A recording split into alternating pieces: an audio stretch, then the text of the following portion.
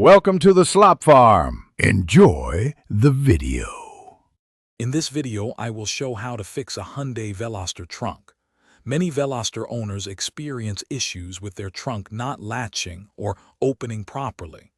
This common problem often stems from a faulty trunk latch assembly. Don't worry, it's a straightforward fix. We'll walk you through an easy method to diagnose and replace the part, getting your trunk working perfectly again in no time.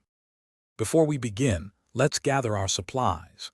You'll need a basic set of hand tools, including a Phillips head screwdriver and a trim removal tool. Most importantly, make sure you have a new, compatible trunk latch assembly for your Veloster. Always ensure your vehicle is parked on a level surface, the engine is off, and the parking brake is engaged for safety. Now let's get to the repair.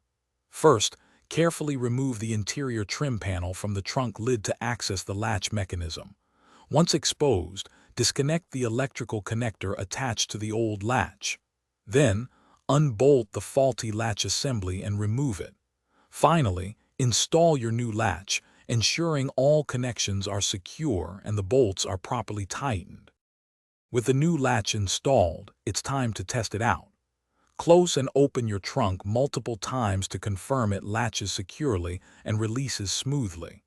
Once you're satisfied with its operation, carefully reinstall the interior trim panel, making sure all clips are properly seated.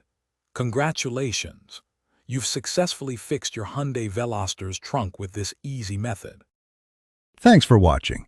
Consider subscribing if we helped you today.